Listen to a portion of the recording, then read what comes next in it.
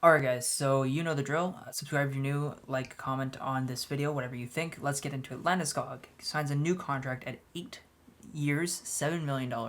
It's not a cheap contract by any means, but it is a surprisingly decent deal for the Colorado Avalanche. Now, the interesting thing is, well, Landeskog, first of all, is a phenomenal talent, and he deserves a good payday for him. Absolutely, there's no doubt about that. 28 years old is not exactly an old player. He's a relatively talented player. Not relatively talented. He's a very talented player. He's been in the league for a long time. He's going to be a veteran by the time this contract comes towards the end portion. But he still has some prime years left in him. So they'll get about 3 to 4 years, I'd say, of very good hockey by this guy, and we'll see where his career goes after those 4 years. So it's a good contract, it's a good price, and with the way that the Avalanche have cap space going, we'll get into that in a moment. It works out, and I'll explain why. So, just to recap on Landeskog, he's been with the team since he's been drafted. Second pick in the first round. He's a phenomenal player, and he has been a phenomenal player through his career. He's got 512 points in 687 games. He has a 50 plus minus. His playoff stats: 49 games played, 45 points. He's a superb playoff performer, and even this last playoffs, he put up 13 points in 10 games. So he's no doubt one of the best players on the Avalanche, and he's proved it time and time again. No cup to his name yet, unfortunately, so we'll have to wait and see, if he's able to fulfill that last little bit of, the prophecy to win the Stanley Cup. Okay, let's get into the Colorado Avalanche cap scenario. It's a very interesting scenario, and I'll explain exactly why right now. Let's bring up the face. You can see me. Anyways, so let's take a look at this. The Colorado Avalanche have 12 million in cap space to work with. They only have Jost and is it Jost? Tyson Jost? I don't know. So they have him to re-sign. They've got Grubeaur, who for some reason, even though he's a free agent, he's not showing up on the goalie list. That's very weird. Okay, apparently Phillip Grubeaur just doesn't exist. So they have Grubeaur to resign. They have Tyson Jost to resign. And then after that, things get a little fuzzy with the contracts. So let's talk about the main player that I want to talk about is Nathan McKinnon. We all know that he's talked very openly about potentially taking a cap-friendly, salary.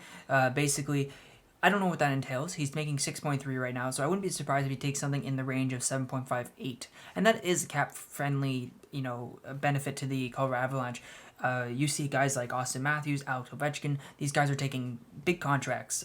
Do they deserve them? That's your decision to make. I personally think that, for example, Ovechkin, I'm not biased. His contract makes sense to me in terms of, if you look at it in terms of buyout, it doesn't hurt the Caps too much if you look at the salary dispersion. But anyways, I'm not going to go into detail about that. You guys know about it. If you don't, I'll make a video about it. But Nathan McKinnon, 6.3. I expect about 8 mil, a good salary bump for him if that's the team-friendly way he wants to go. If not, he might have to switch teams. So the reason why the Avalanche's contracts work out for them, because take a look at here. Upcoming season, you got 4.9 and 4.5 in Kadri and Burakovsky coming up, which is huge for cap space. Then you got Nichushkin, which is a minor contract, and the rest of them are minor. And defensively, you are locked up until McKinnon's contract comes up. Everything leads to McKinnon's contract, because if McKinnon wants to re-sign and he wants, for some reason, decides, I want a big contract, like a 10 mil contract, you're going to have to work with what players are not coming back, which players are coming back. And I say Andrei Burakovsky, Nazem Kadri, these guys aren't going to be signed for long term. I think they'll get 3 years max. They'll get a salary bump if they want to keep them from, I don't know, Burakovsky will go to 5.5 mil, maybe 6, but I wouldn't give him 6. And then Kadri, at 30 years old, I think he'll probably go down a little bit in salary, but not by much. I think he'll take about 4 mil, maybe 3 point something, and he'll stay for about 3 years as well. So these two guys, I have no doubt that they will stick to the team. If anything, if Burakovsky is giving interest in wanting a bigger contract than Colorado's willing to willing to give, they will be traded. He'll be traded, no doubt about that.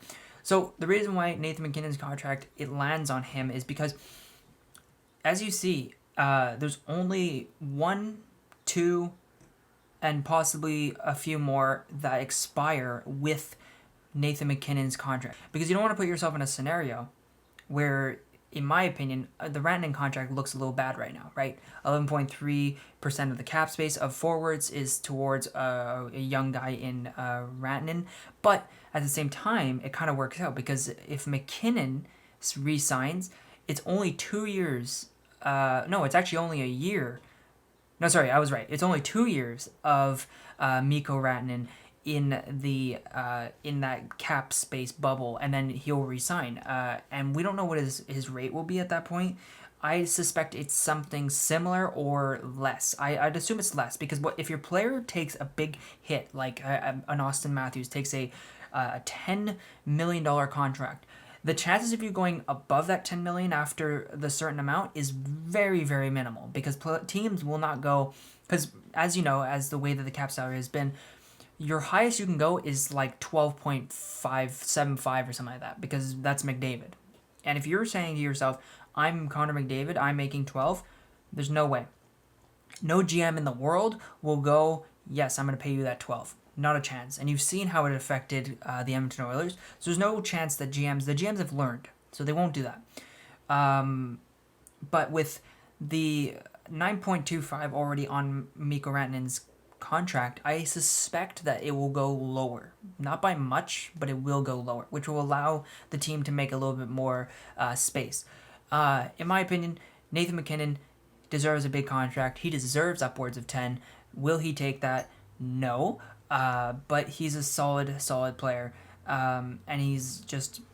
It will be interesting to see how this all works. But to reiterate, in a quick recap here, the Landeskog agreement works out really well for the Colorado Avalanche with Nathan McKinnon's contract coming up. And this is all in terms of if McKinnon takes that team-friendly contract.